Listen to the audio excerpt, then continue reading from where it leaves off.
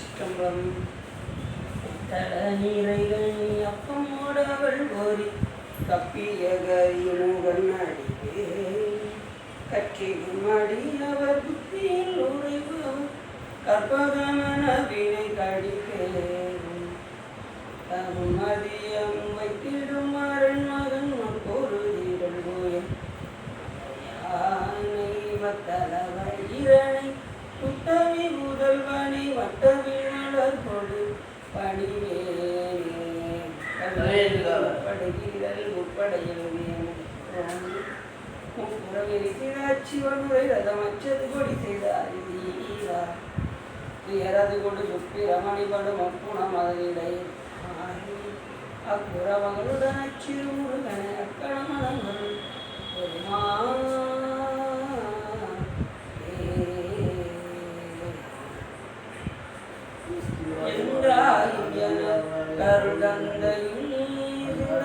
கருடந்தையுடமானவை வீட்டனையாள் கந்தா கரிவேலவனே உமையாள் மைந்தா குமரா மறைநாயகனே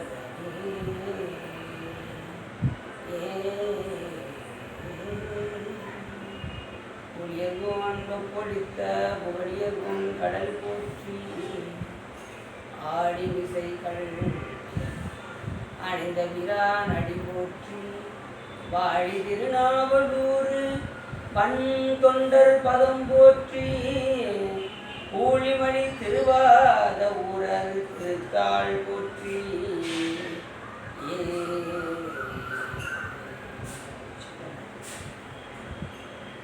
எல்லாம் உள்ள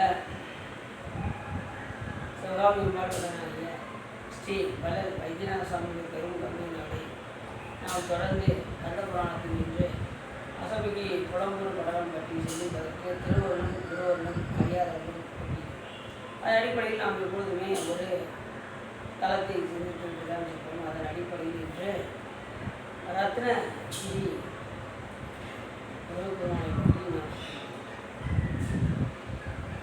நாம் அடிப்படையில் பார்த்தோம் என்று சொன்னால் கோயம்புத்தூருக்கு அருகே இருக்கக்கூடிய ரத்னகிரியில் உள்ள அந்த மலையிலே முருகப்பெருமான் அங்கே விளங்கி கொண்டிருந்தார். சுப்பிரமணிய சுவாமியாக அங்கே கொண்டிருந்தார். கொண்டு இருக்கும் இடமெல்லாம் குமரன் இருக்கும் இடமாக திகழ்கின்ற இந்த இடத்தில் முருகப்பெருமான் அங்கே விளங்கி தோன்றுகின்றார். இந்த தளத்தில் வந்து பார்த்தீர்கள் என்று சொன்னால் ஒரு முறை ஒரு பெண்மணி இங்கே வந்து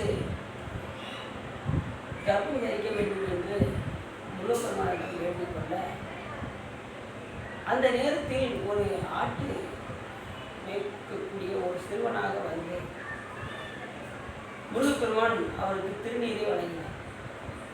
அந்த பெண்மணிக்கு திருநீரை வழங்கியதும் அந்த பெண் உடனே கர்ப்பமுற்றாள் என்று அந்த புராணம் ரத்னகிரி முருகன் கோயம்புத்தூர் போயிருக்கீங்களா? ரத்னகிரி போயிருக்கீங்களா?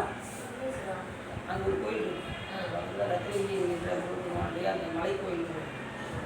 அந்த திருக்கோயிலில் ஒரு பெண் வந்து சாமிகிட்ட வந்து கருவற வேண்டும் என்று கேட்டேன். அப்படி கேட்கும்போது உடனே சாமி ஒரு ஆடு சிறுவனாக வந்து அவருக்கு திருநீர் கொடுத்து இதை பூசிக்கொள்ளுங்கள் என்று சொன்னதும் உடனே அந்த பெண் உடனே கருவறுத்தாங்க. இந்த அளவுக்கு அந்த திருக்கோயில் அணிவாங்க அந்த திருக்கோயிலானது அந்த வாரியை விளங்கி அப்படிப்பட்ட ஒரு இடம் இந்த ரத்னகிரி நிறைய இடத்துல இருக்குது. பார்த்துருக்கோம். சேலம் மாவட்டத்தில் ரத்னகிரி இருக்குது. அது மாதிரி திருச்சி பக்கத்தில் ஒரு ரத்னகிரி மலை இருக்குது, ரத்னபுரீஸ்வரர். அந்த திருக்கோயிலுக்கு போகும்போது பார்த்தீங்கன்னா அடியில் 224 பாடல் கொண்ட நிறைவு செய்யும் போது அந்த கடைசி அந்த ரத்னகிரியை பார்க்கணும். போகும்போது ஒரு 20 நிமிஷம் மலை ஏறணும். மெதுவாக போனால் 1 மணி நேரம் ஆயிரும். வேகமாக ஓடணும்னா 20 நிமிஷத்தில் ஓடணும். நட சாத்த போகிற நேரத்தில் 4 மணிக்கு நட சாத்தி கீழே இறங்கிடுவாங்க ஐயர். அடியில் என்ன பண்ணு அடியில் கூட ஒரு ஓதுவார் கூட வந்தார். எறும்பி ஒரு ஓதுவார் கூட வந்தார். அப்போ வரும்போது அடின்னு ரொம்ப அவசரப்பட்டேன். சாமி இது நட சாத்திடுவாங்களோன்னு அவசரப்பட்டேன். உடனே அந்த ஓதுவார் சொன்னார், நீங்கள் கவலைப்படாதீங்க, நான் பார்த்துட்டேன் ஏற்கனவே, நீங்கள் போய் பாருங்கள், நீங்கள் முன்னே கூட்டி போங்க அப்படின்னு சொன்னார். உடனே வருங்க ஓட்டம் 20 நிமிஷம் கடன்னு மலை மேலே ஏறி போய் கரெக்டாக அவர் நட சாத்த போனார் கையேறு போய் மூச்சு சார்னு கத்துனேன். உடனே அவர் கூட்ட போடுறது அப்படி நின்று பார்த்தாரு, அப்படி திறந்துட்டாரு. கூட்ட போடுறது அப்படி திறந்துட்டாரு. ஸோ அவசரம் இல்லை, நிதானமானார். சாமி ஒரு பாடல் பாடிக்கிறேன் அப்படின்னு பாடல் பாடினதுக்கப்புறம் நல்லா செஞ்சுக்கணும், தாராளம் பாடுங்க அப்படின்னாரு. நல்ல பாடல் பாடிட்டு வரும்போது அடியனும் அந்த ஐயரும் அப்படியே மெதுவாக பேசிக்கிட்டே வந்தோம். சரி, இந்த மலையானது ரொம்ப அற்புதமாக இருக்கும். மலைக்கு அத்தனை மொழி வால்போக்கி என்று ஒரு பேர். இப்படி சாமி ஒவ்வொரு இடங்களிலும் விலகி சொல்லியிருந்தார். இப்படி சில இடங்களில் பார்த்தீங்கன்னா சாமியே வந்து பிரசவம்னு பார்த்துருக்கேன் நிறைய இடத்துல.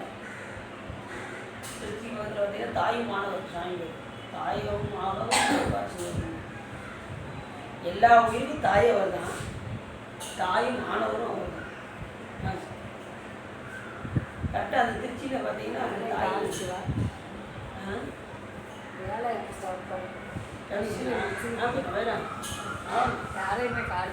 வீடு வருவாங்க, ஓரளவு அப்படியே வருவாங்க. 6:20 எல்லாரும் வந்துடுவாங்க. ஏன்னா அப்படி எல்லாம் இப்போ தான் பால் வந்துருக்கும் போட்டு டீ குடிச்சிட்டு வருவாங்க. சரி, வெள்ளிக்கிழமை வரைக்கும் உண்டு. வெள்ளிக்கிழமை வரைக்கும், அதுக்கப்புறம் சனியாருக்கு அவங்க பாட்டு போடுவாங்க. வெள்ளிக்கிழமை வரைக்கும் பாட்டு பாடுறது, அது வெள்ளிக்கிழமை வரைக்கும் சொல்லுவாங்க. ஆமாம். இப்படி சாமி ஒரு மாதிரி பார்த்தீங்கன்னா தாய் மகள் வந்து கர்ப்பிணியாக இருக்கிறார். அது வரைக்கும் கூட இருந்த தாய் வந்து அந்த கர்ப்பமாற நேரத்தில் அந்த அம்மா வெளியூர் போயிட்டாங்க. அப்படி வெளியூர் போனதும் உடனே எந்த நேரமும் அந்த தாய் மாணவரே அப்படி சொல்லி அழைத்து கொண்டே இருப்பார்கள். அந்த கூப்பிட்ட குரலுக்கு இறங்கி சுவாமி அங்கே வந்து அவருடைய தாயாகவே வந்து அங்கே பிரசவம் பார்த்துட்டு சாமி மறைந்தார். மறைஞ்சதுக்கப்புறம் உண்மையான தாய் வராங்க. என்னம்மா ஏதமாச்சு, இன்னும் வலி இருக்காமா அப்படின்னா, வலி வந்து குழந்தைய பிறந்துருச்சு அப்படின்னாங்க அந்த அம்மா. என்ன சொல்கிறீங்க, நீங்கள் தானே கூட இருந்து எனக்கு பிரசவம் பார்த்தீங்க அப்படின்னு அந்த மகள் சொல்ல, நான் இப்போ வந்தேன், நான் வரவே இல்லையே, நான் ஊருக்கு போயிட்டு இன்னைக்கு தான் வரேன் அப்படின்னு அந்த அம்மா சொன்னாங்க. சொன்னது உடனே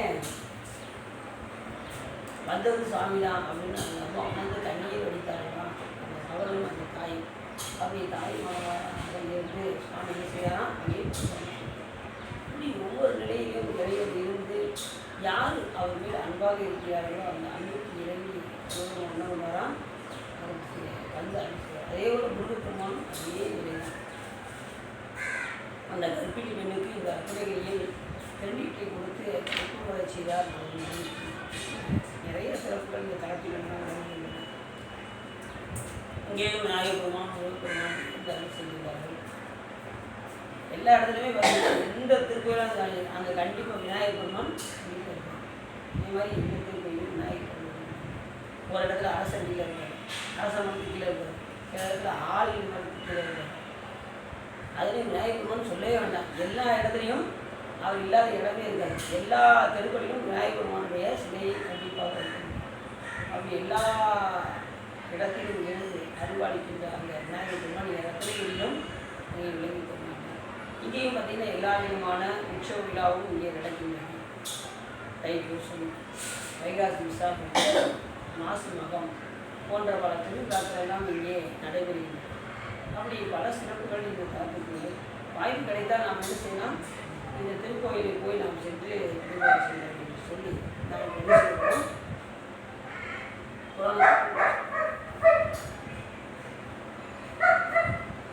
அசமிக்கு குளம்பூர் படம் என்னத்தை குழம்புனாங்க அவங்க அப்படின்னு நம்ம பார்த்தீங்கன்னா, அசமிகி என்பது யாரு, சூரபத்மனுடைய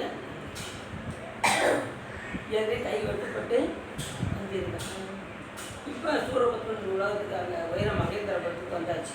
வந்து யாரெல்லாம் கூப்பிட்டு அவங்க குழம்புறாங்க அப்படின்னு பார்த்தா, பல ஆட்டின் முகமுடைய ஒளிய அசமிக்கு என்ன தலை கட்டுத்தலை. கொலு மண்டபத்துக்கு அருகில் வந்து அந்த வீர மகேந்திரத்தில் கொலு மண்டபத்துக்கு வராங்க. அந்த மண்டபத்தில் வந்து பல பல மாயைகளை செய்ய வல்ல தாய். அவளோட தாய் வந்து மாயை. சிங்கமுகாசுரன், சாரகாசுரன், இவரோட தாய் யாரு? மாயை. மாயையோடு தான் அந்த காசி ஒருவரை மயக்கி இத்தனை அசுரங்களையும் பெற்றெடுத்தவள் இந்த மாயை. அப்படி தாயை பெற்றெடுத்தாலா அந்த தாயை நினைந்து அவருடைய சுற்றத்தாரையும் மருமக்களையும் வன்மை வாய்ந்த தமையர்களையும் மனத்தில் எண்ணி அந்த இடத்தில் உள்ள திருமகள் விலகிச் செல்லுமாறு கதறி கொண்டு புறம்பினான். என் தாயே, நான் இப்படி விட்டுப்பட்டு கிடைக்கிறேன், நீ என்ன செய்யணும்? வந்து காப்பாற்றிருக்கணுமா இல்லையா? நீ தான் மாயையாச்சே, இந்த நேரம் மாயை மறைந்து விட செய்வாயே, நீ அப்படி வந்து என்னை வந்து காப்பாற்றாமல் இருக்கியே அப்படின்னு சொல்லி புலம்புறான். சுற்றத்தார்களையும் மருமக்களையும் எல்லாவரையும் நினைத்து தமையர்களையும் மனத்தில் எண்ணி ரொம்ப புலம்புறான். தாயே, மனம் கமலும் கொன்றை மலர் மாலை சூடிய சடைமுடிய சிவபெருமான் வரம் தந்தருடைய அந்நாளில் எமக்கு முன் வந்து விலகாது எம்மை காப்பேன் என்று சொன்னாயே. யார? தாய் வரம்.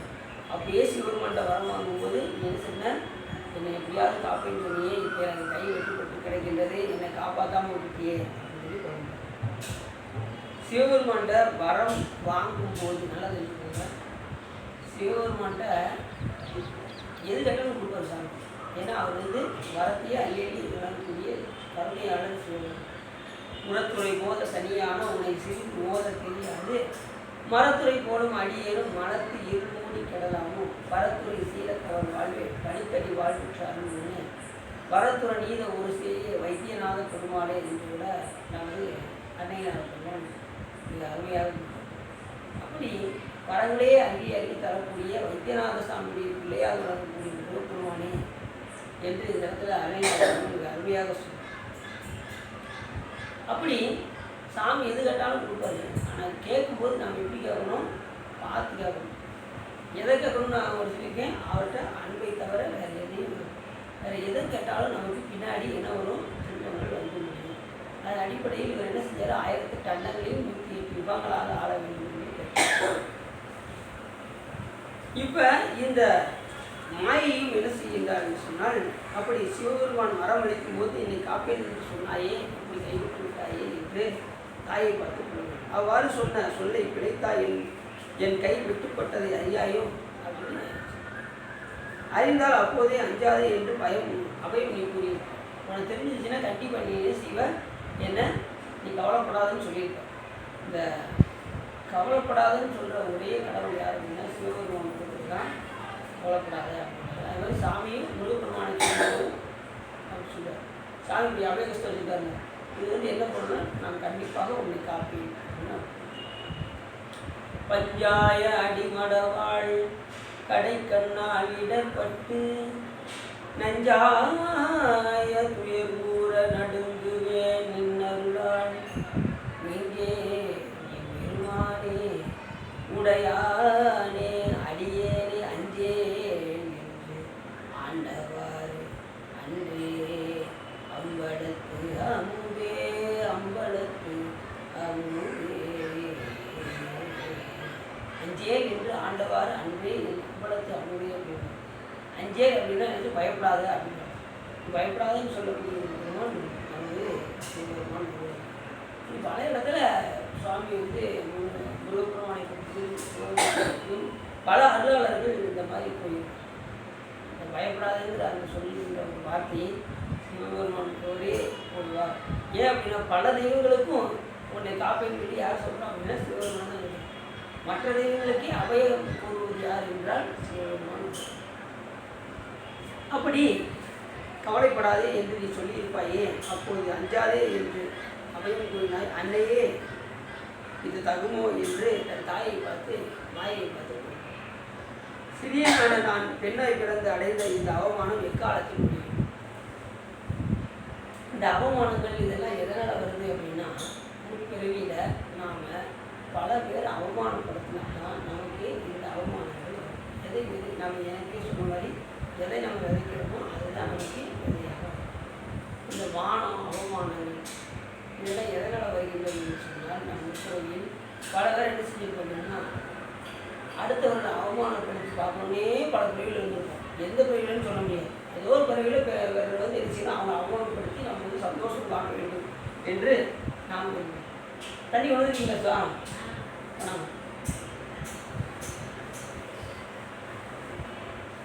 அப்படி பல வகையில் நம்ம என்ன செஞ்சிருக்கோம், ஒருத்தரை வந்து அவமானப்படுத்தணும். அப்படி அவமானப்படுத்துறதுனால என்ன ஆகுது அப்படின்னா, நாம் இந்த பிறவியில் அவமானப்பட்டுதான். இப்படி பல விஷயங்கள்ல அவமானம் மட்டும் இல்லை, எதை நம்ம வந்து என்னெல்லாம் செஞ்சுட்டு இருக்கோமோ அது பூராமே மறுபடியும் இந்த பிறவியில் நாம் அனுபவிச்சு தான் ஆகணும்.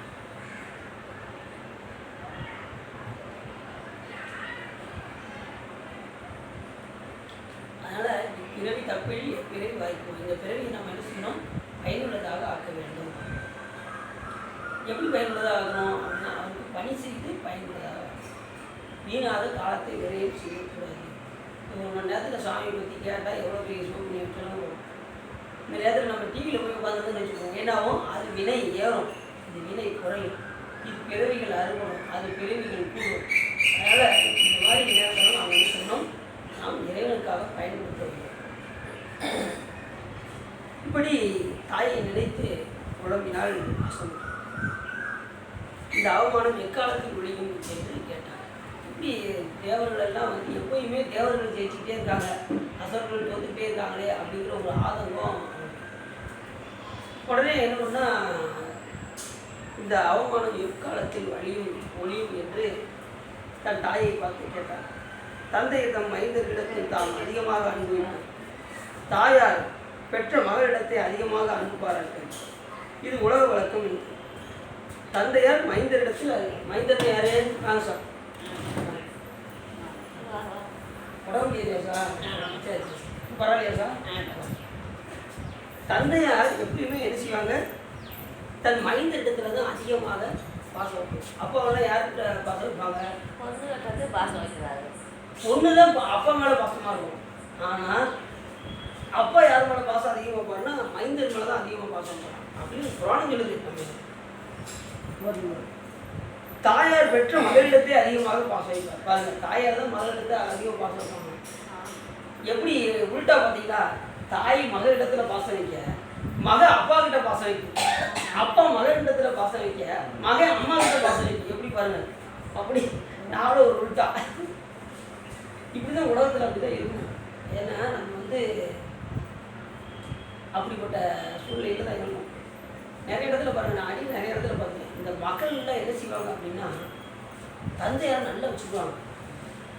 ஒரு பொண்ணு இருக்குன்னு வச்சுக்கோங்க, இல்லை 2 பொண்ணு இருக்குன்னு வச்சுக்கோங்க, பிள்ளைகள் என்ன கூட என்ன செய்வாங்க, அவங்க வந்து கணவர்கிட்ட சொல்லி அந்த தாய் தந்தையார தன் இல்லத்தில் வைத்து பார்க்குற ஆளுலாம் அழகாக.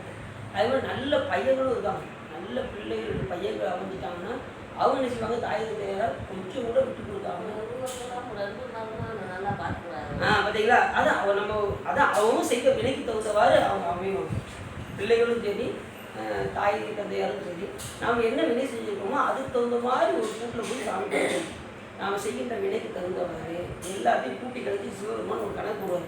அவர் கால்குலேஷன் வேற மாதிரி இருக்கும், நம்ம கால்குலேஷன் வேற மாதிரி இருக்கும். இது என்ன வினை செஞ்சிருக்கு, இந்த வினை செய்த இந்த உயிரை இந்த கூட்டில் கொண்டு போய் செலுத்த வேண்டும். இந்த செலுத்துகின்ற தன்மையில தான் சாமி என்ன செய்கிறாரு, உடனாக இருக்காரு. நம்ம ஒன்றாய் உடனாய் வேறாய் எப்படி இருக்காரு அப்படின்னா, ஒன்றாய் எப்படி இருக்காரு அப்படின்னா, எப்படி இருக்காரு, உயிருக்கு உயிராக ஒன்றா இருக்காரு. செலுத்துகின்ற உயிரை வந்து ஒரு இடத்துல எந்த கூட்டில் கொண்டு போய் அடையணும் அப்படிங்கிற செலுத்துகின்ற தன்மையில் உடனாக இருக்காரு.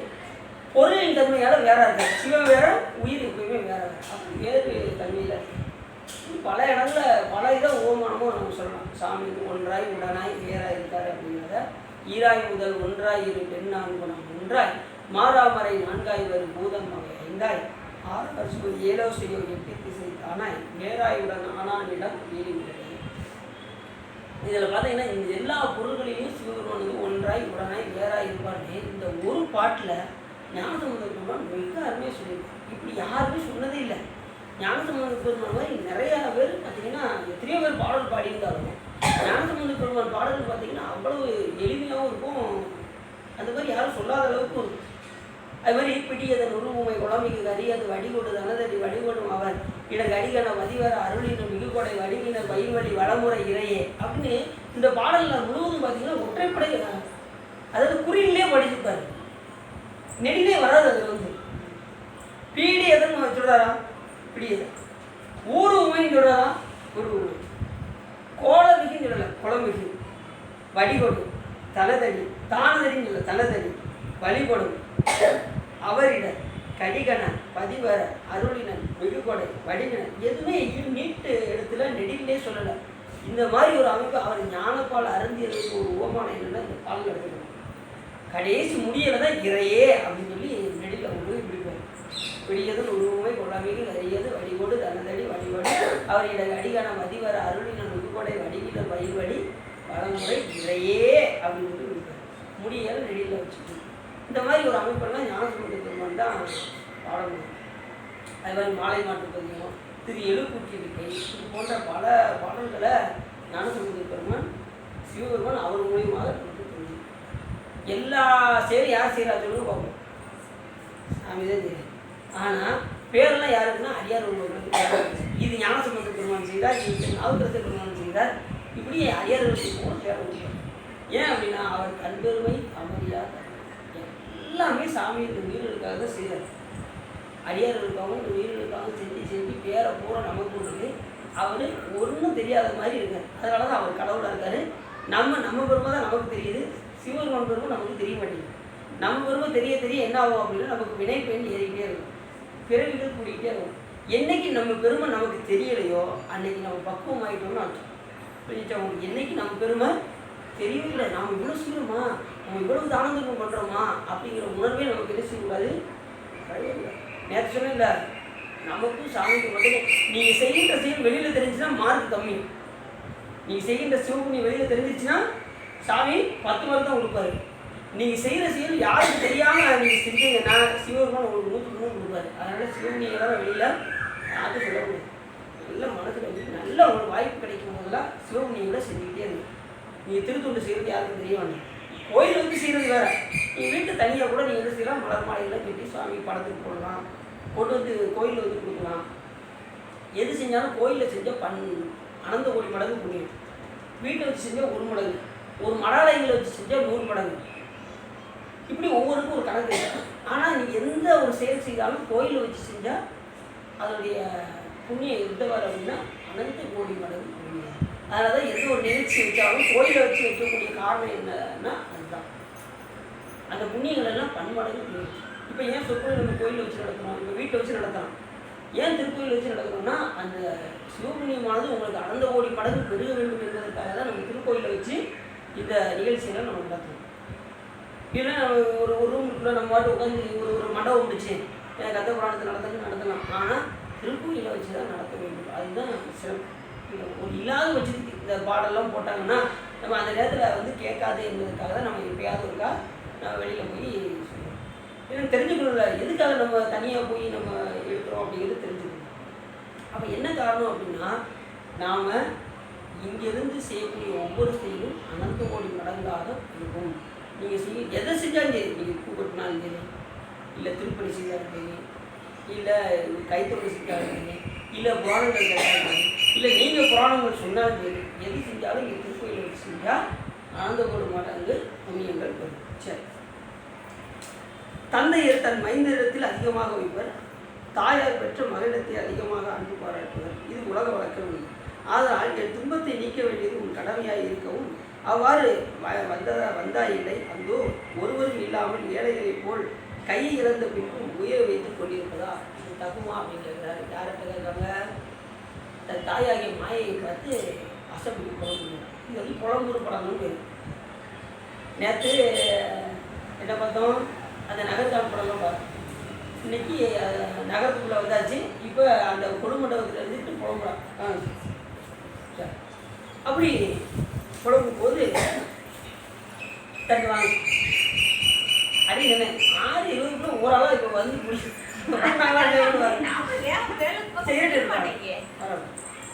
ஏன்னா நமக்கு அப்படின்னு வேலை இருக்கிறனால 6:07 முடிச்சுக்கணும். யாரும் கரெக்டாக நம்ம கதை ஆரம்பிக்க நீங்கள் வந்துடுவீங்க. முதல்ல வந்து முருகனை பற்றி கொஞ்சம் சொல்லிட்டு உடனே அடுத்து செஞ்சால் முதல்ல மாயை கூப்பிட்டா, தன் தாயாகிய மாயை கூப்பிட்டு அடுத்து தன் இனத்தவரை எல்லாம் கூப்பிட்டா. என் இனத்தவரே எங்கும் உதவி செய்ய வருவீர்கள் என்று எண்ணி அஞ்சாமல் இந்திராணியை வலிய கையை பற்றி மிக்க வீரத்துடன் இழுத்து வந்தேன். அப்போது என் பின்னே வந்து போர் செய்த வீர மகாகாலன் என்பவன் எனது கையை வெட்டி இந்திராணியும் அழைத்து சென்றான். அந்த சோழி சூழ்ந்த காட்டில் ஒருவரையும் வந்து வரமாட்டீரோ என்று சொன்னேன். என் இனத்தை இத்தனை பேர் இருக்கீங்க, என்னை அங்கே ஒருத்தன் மகாகாலன் என்றவன் என் கையை வெட்டிட்டு போனால் என் இனத்துக்கு ஒருத்தர் கூட வந்து என்னை வந்து காப்பாற்றலையே அப்படின்னு சொல்லி யோசிக்கா. இப்போ நம்ம இருக்கோம், நம்மளை எவனாவது ஒரு ஆளாக அடிச்சுட்டு இருக்கோம். நம்ம இனத்தில் என்னையா செஞ்சீங்க? ஒருத்தர் வேற ஜாதிக்காரன் வந்து அடிச்சு போட்டு போயிருந்தா நீ என்னையா பண்ணிக்கிட்டு இருக்க? இத்தனை பேர் நம்ம இருந்து எதுக்கு என்னையா சாதிக்க போகலாம்? வாங்க இன்னைக்கு ஒன்று போய் பார்த்துட்டு ஒரு சொல்லுமா சொல்ல மாட்டோமா? அதே போல குழம்புதான் யாரு அசுரன். ஒருவேளை வரவேற்றவர் என்று நீங்களும் அந்த தேவருக்கு அஞ்சி ஒளிந்து கொள்வீர்களோ என்று கிளம்பி சொற்கலோக பலத்தை குறைத்தும் வலிமையை குறைய செய்தும் பொங்கிய பழைய நிலையை குறைய செய்தும் குற்றம் பொருந்தாத பெருமைகளை குறைய செய்தும் புகழை குறைய செய்தும் வேத ஒழுக்கத்தை குறைய செய்தும் தேவர்கள் எல்லாவரையும் ஏவல் கொண்டோம் என்று நினைத்துக் கொண்டீர்கள். நீங்களாம் என்ன செஞ்சுருக்கீங்க? எல்லாத்தையும் அவங்க தேவர்களில் ஒவ்வொன்றா நீங்கள் இடத்துட்டீங்கன்னு நீங்கள் நினைச்சிட்டு இருக்கீங்க. அசுரர்களை பார்த்து சொல்கிறான், சொற்கலோக வளத்தை நீங்கள் குறைச்சிட்டீங்கன்னு நீங்கள் நினைக்கிறீங்க. இல்லை, ஏன்னா அவங்க ரொம்ப ஸ்ட்ராங்காக இருக்காங்க. ஏன்னா ஒரு ஆள் வந்து என் கையை வெட்டிட்டான். யாரு? மகாகாலன் என்கின்றவன் என்னை வந்து வெட்டி விட்டான்னு சொல்கிறார். வலிமை, அவங்களோட வலிமை குறைஞ்சிருச்சு நீங்கள் நினைக்கிறீங்க. அப்படின்லாம் நினைக்காதீங்க. அவங்க வந்து வலிமையாக தான் இருக்காங்க. பொங்கி பழைய நிலையை குறை செய்தும் அப்படின்னா அந்த பழைய நிலையை அவங்களுக்கு வந்து குறை செய்தும் நினைக்கிறீங்க. அவங்க குறையவே இல்லை. குற்றம் பொருந்தாத பெருமைகளை குறை செய்தும் புகழை குறை செய்தும் அவங்க புகழ் மேலும் மேலும் பெருகிட்டு தான் இருக்கக்கூடிய அவங்க புகழ் குறையவே இல்லை. தேவர்களுடைய புகழ் வேத ஒழுக்கத்தை அவங்க வந்து வேத ஒழுக்கத்தில் எப்பயும் போல நிறைவாக தான் இருக்காங்க. அப்படி வேத ஒழுக்கத்தில் நிறைவாக இருக்க போய் தான் அவருக்கு ஐயனார் என்பவரை கொடுத்து சாமி எழுதுகிறாரு. மகாகாலனையும் கொடுத்து அவரை பாதுகாக்க செய்யும். எப்பயும் வந்து பார்த்தீங்கன்னா வேத ஒழுக்கப்படி நம்ம நடந்தோம்னா அதுக்கு இந்த பூணூல் போடுறோம் பார்த்தீங்களா? இந்த பூணூல்லாம் எதுக்கு போடுறோம் அப்படின்னா வேத ஒழுக்கத்தில் சொல்லப்பட்டிருக்கு. பூணூல் போட்டால் அந்த நூல் பூநூல் அப்படின்னா அந்த நூலின் வழியாக நான் நடப்பேன் என்பதற்கு அந்த பூநூலே அணியும். இது அவங்களுக்கு எதுக்கு சில பேர் பார்த்தீங்கன்னா எதுக்கு பூணூல் அணியுன்னே தெரியாமல் பூணூல் அணிஞ்சிருக்காங்க. கேட்டோம்னா என்னன்னு தெரியாது அப்படிங்கிறாங்க. தெரிஞ்சுக்கோங்க, பூணூல் என்பது அந்த நூல் எதுக்காக பேர் அப்படின்னா அந்த நூலின் படி நான் நடப்பேன். இந்த கற்ற நூல் என்ன சொல்லப்படுகின்றதோ அந்த நூலின் படி நான் நடப்பேன் என்பதற்கு தான் பூணூல். அது சில பேர் தான் போட முடியும், எல்லாராலையும் பூணூல் போட முடியாது. அந்த 5 வகை வியாதிகள் இருக்காங்க. அந்த 5 வகை வியாதிகள் மட்டும்தான் போட முடியும், மற்ற யாரும் பூணூல் அணிய முடியாது. அதுக்கப்புறம் தீட்சை யார் எடுத்திருக்கின்றார்களோ அவர்கள் அணிந்து கொள்ளலாம், மற்ற யாரும் அணிய முடியும். அவங்க எந்த ஜாதியாக இருந்தாலும் சரி. ஆனால் தீட்சை எடுத்தால் அவங்க தீட்சை வந்து எடுப்பது எதனால் அப்படின்னா சிவ குடும்பத்தில் இறைவதற்கு சமம். இப்போ உதாரணத்துக்கு சொல்லணேன், இப்போ நம்ம வீட்டில் நம்ம குழந்தை இருக்கு, வெளி பக்கத்து வீட்டிலேருந்து ஒரு குழந்தை வருது. நீங்கள் யார் மேலே ரொம்ப அன்பாக இருப்பீங்க? பக்கத்து வீட்டு குழந்தை மேலே அன்பாக இருப்பீங்களா? உங்களுக்கு முழு அன்பு யார்கிட்ட இருக்கும் அப்படின்னா பக்கத்து வீட்டு பையன் மேலே உங்களுக்கு அன்பு இருக்கும். இல்லைன்னு சொல்லலை, அவனையும் நீங்கள் நல்லா கவனிப்பீங்க. அந்த நேரத்தில் நீங்கள் என்ன செய்வீங்க? ஒரு டீயை போட்டு கொடுப்பீங்க. அந்த அளவுக்கு தான் உங்கள் அன்பு இருக்கும். முழு அன்பு இருக்காது. ஆனால் முழு அன்பு யார்கிட்ட இருக்கும்? உங்கள் சொந்த பையன் மேலே தான் உங்களுக்கு அதிக அக்கறையும் ஒழுக்கமும் எல்லாமே இருக்கும். அதுபோல் இப்போ தீட்சை என்ற முதல் தீட்சையை சமய தீட்சைன்னு எடுக்கிறோம். சமய தீட்சைன்னா அந்த சமயத்துக்குள் நுழைவது, உள்ளே போய் விபூதியும் 16 இடங்களிலும் மந்திர உபதேசமும் நமக்கு நிகழும். அது எப்படின்னா அந்த சைவ சமயத்துக்குள்ளே அந்த சைவன் என்று அந்த சமயத்துக்குள்ளே உள்ள நுழையிறதுக்கு பேர் தான் முதல் தீட்சைக்கு பேர் சமய தீட்சை என்று பேர். அந்த சமயத்துக்குள்ளே நான் இந்த சமயத்தில் சொன்னபடி நான் நடப்பேன் என்று அந்த முதல் தீட்சையில் உள்ளே போகிறோம். அது யாருக்கு என்ன அப்படின்னா அது சிவ குடும்பத்தில் இணைவது. இப்போ எத்தனையோ இடத்துல தீட்சை சொல்லியிருக்கோம், இப்போ வைஷ்ணவத்திலையும் தீட்சை சொல்லியிருக்கோம். ஆனால் நம்ம வந்து எதில் போகிறோம்? சிவபெருமானுடைய வழிபாட்டில் போகிறதுனால இதுக்கு பேர் சமய தீட்சை என்கிறதுனால் இது சைவ சமயத்திற்கு உள் புகுவதால் அதில் குருநாதருடைய உபதேசம் வாங்குவதால் நாம் என்ன செய்யணும்? உள்ளே நுழைஞ்சு அந்த தீட்சையை நாம் வாங்கிட்டு உள்ளே போகும்போது நாம் சிவ குடும்பத்தில் இணைகின்றோம். அப்படி இணையும் போது சாமி என்ன செய்வார் அப்படின்னா முதல்ல நம்ம தீட்சை எடுத்து யார் உள்ளே வராங்களோ அவங்க தான் சாமி என்ன செய்வார்? முதல்ல அப்போ மற்றவங்களாம் அவருக்கு குழந்தை இல்லையா அப்படின்னா எல்லாரும் அவருக்கு குழந்தை தான். நேற்று ஒன்று சொன்னேன், சலமினன் சங்கரன் சார்ந்தவருக்கு அல்லால் நலவிலன் நாள்தோறும் நல்குவான் நலன் குளவில ராகினும் குலத்திற்கு ஏற்பதோ நலவில கொடுப்பது. அப்போ சார்ந்தவருக்கு அல்லால் நலவிலன், அவரை சார்ந்தவருக்கு எப்படி அவர் நலன் கொடுப்பாரு? சார்ந்தவருக்கு தானே முதல் நலன் கொடுப்பாரு. இப்போ வேலைக்கு போகிறவங்களுக்கு தானே சம்பளம் கொடுப்பாரு. வேலைக்கு போகாமல் வீட்டில் இருக்கிறவங்க சம்பளம் யாராவது கொடுப்பாங்களா? எந்த ஓனராவது கொடுப்பாங்களா? யோசிச்சு பாருங்க. போகிறவங்களுக்கு தானே கிடைக்கும். அப்போ விரும்பி வர்றவங்களுக்கு சாமி முதல்ல அதை கொடுப்பார். புரியுது அவங்களுக்கு? யார் இந்த சமயத்துக்குள் நுழைந்து அதன்படி நடப்பேன் என்று உள்ளே போகிறாங்களோ, நீங்கள் எடுக்கிறதுக்கு முன்னாடி 1000 தடவை யோசிக்கணும். ஆனால் எடுத்ததுக்கப்புறம் என்ன செய்யணும்? அந்த கொள்கை பற்றி நடக்க ஆரம்பிச்சு சமயத்தை சொல்லணும். அது வந்து டெய்லி தினசரி காலையில் எழுந்திரிச்சு அந்த அனுஷ்டானங்களை 16 நாளில் திருநீர் பூசி அடுத்து என்ன செய்யணும்? மந்திர ஜபம் செய்யணும். மந்திரம் வந்து 108 முறை. இப்படி ஒரு ஒழுக்கத்தை நம்ம கொண்டு வந்தால் தான் நம்ம கடைசி வரையும் பிராணிக்க முடியும், பிறவிகள் குறையும். இல்லைன்னு வச்சுக்கோங்களேன், பிறவிகள் எத்தனை பிறவி வரும்னு சொல்ல முடியாது, ஏகப்பட்ட பிறவி போயிட்டே இருக்கும். இல்லைன்னா இந்த ஒழுக்கத்தை கடைபிடிச்சோன்னா நம்ம இன்னும் கோடான கோடி பிறப்பு இருக்குன்னு வச்சுக்கோங்க, அப்படி குறைஞ்சிட்டே வரும். நீங்கள் ஜபம் பண்ண பண்ண பண்ண பண்ண பண்ண எத்தனை கோடி பிறவி குறையுதுன்னு சொல்ல முடியாது. அந்த அளவுக்கு வேகமாக பிறவிகள் குறைஞ்சிட்டே வரும். எடுத்த பிறவியில் கூட நீங்கள் போயிடலாம். எடுத்த இந்த பிறப்பிலே நீங்கள் உழைப்பு காட்டினீங்கன்னா, நல்ல ஜபம் தவம் தியானம்லாம் நல்லா பண்ணீங்கன்னா, எடுத்த இந்த பிறவிலே நீங்கள் சிவபெருமானுடைய திருவடி அடையலாம்.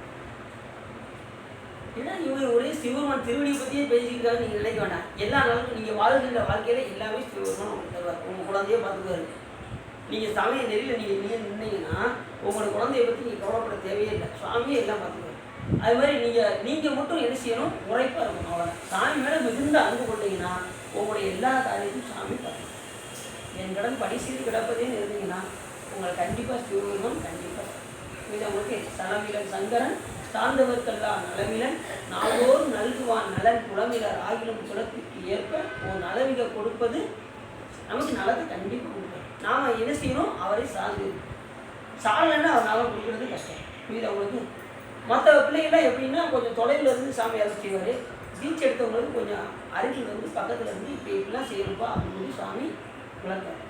அதுபடி நாம் என்ன செய்யணும்? அந்த கொள்கையில் அவ்வளோ அந்த பூணல் வந்து எதுக்காக தெரியும் அப்படின்னா, இந்த நூல்கள் படி நான் நடக்கின்றேன் என்று அந்த பூணலை தெரிந்து கொண்டு எப்படி என்ன செய்யணும்? அந்த வேத ஒழுக்கத்தின்படி நாம் நடந்தோம்னா, இப்போ சாமியே பூணல் அணிஞ்சிருக்காரு, நம்ம பூணல் அழியிறது சிவபெருமானே பூணல் அணிஞ்சிருக்கா, கண்டிப்பாக நம்ம பூணல் அழியவே வேண்டாமா? சிவபெருமான் எந்த பூணல் தெரியுமா அணிஞ்சிருப்பாரு? விஷ்ணுவுடைய முடி இருப்பாரு, மகாவிஷ்ணுடைய திருமுடி இருக்கிறது. அந்த முடியை வந்து சுவாமி வந்து பூணலாக தெரிஞ்சுப்பாங்க. விஷ்ணு கேசப்பியோ நம்ம அப்படின்னு மந்திரத்தில் வருது. சிவபெருமானுடைய மந்திரத்தில் கேசம்னு என்னது? என்னுடைய கேசம் மிகவும் சொல்றாங்கல்ல, விளம்பரத்தில் வரும்ல, என்னுடைய கேசம் இவ்வளவு கருமையாக இருப்பதற்கு காரணம் உடனே என்ன செய்வாங்க? டாபர் காமிக்கிறாங்கல்ல, அதே போல அந்த கேசத்துக்கு என்ன வெறும் முடியும் பேர். அவருடைய கேசம் யார்? விஷ்ணுவுடைய கேசமாகிய திருமுடியை சிவபெருமான் பூணூடாக கருத்திருக்கிறார் என்றார். அப்போ சாமி எதுபடி நடப்பார் அப்படின்னா, சாமி தான் அந்த சமயத்தை சொன்னதே யார்? சிவபெருமான். இப்போ சொல்கிறவர் வந்து கரெக்டாக சொன்னால் தான் நம்ம அதன்படி நம்ம நடக்க முடியும். அதனால தான் பூணூல் தரித்து கொண்டு சிவபெருமான் வேத ஒழுக்கங்களை எல்லாம் நமக்கு சொல்லிக் கொடுக்கணும். அந்த வேதத்தை வந்து பார்த்திங்கன்னா உச்சி முகத்தை கொண்டு ஆகமத்தையும் மற்ற 4 முகத்தை கொண்டு வேதங்களையும் சிவபெருமான் அறிஞர். தத்புருஷ முகத்தை கொண்டு ரிக்கிய வேதத்தையும், அகோர முகத்தை கொண்டு யசுர் வேதத்தையும், வாமதேவ முகத்தை கொண்டு சாம வேதத்தையும், அதர்வன வேதம் வந்து நம்ம சத்யோஜாதகம் என்கின்ற முகத்தை கொண்டு சிவபெருமான் அந்த வேதத்தை அறிஞர். சாமி எப்போ இருக்காரோ அப்பயே சைவமும் இருக்குது. எப்போ அந்த சாமி இருக்காரோ அப்பயே சமயத்தையும் தோற்றுவிட்டார். அது மாதிரி இந்த சைவ வேதத்தையும் சிவ ஆகமங்களையும் சிவபெருமான் அப்பயே அறிவிட்டார். புதுசாலாம் ஒன்றும் அதில் எப்போ இருக்காரோ அப்பயே அறிவிட்டார் சாமி. அதன்படி எத்தனையோ யுகங்கள் தோன்றி தோன்றி தோன்றி எத்தனை பிரம்மர்களும் எத்தனை விஷ்ணுகளும் மறைஞ்சிட்டாங்க. அவங்களாம் தோன்றி மாண்டுட்டாங்க. எண்ணில் இராக்கதர்கள் எரிபிழைத்து கண்ணுதல் எந்தை கடைபட்டு நின்றதன் எத்தனையோ பிரம்மர்களும் மால்பலர் மாண்டனதான் தோல்நோக்கும் அப்படிவாரு யாரு? மாணிக்கவாசகர். எத்தனையோ பிரம்மரும் விஷ்ணுவெல்லாம் மறைஞ்சி சாமி திருடிக்கு போயிட்டாங்க. அத்தனை பேர் இறந்து இறந்து இறந்து இறந்து சிவபெருமான் மண்டையோட போயிடுவாங்க. அதுக்கப்புறம் அவங்க சிவபூஜை செஞ்சு அதுக்கப்புறம் மேல்நிலை அடைவாங்க. யாரு? இந்த பிரம்மா விஷ்ணு.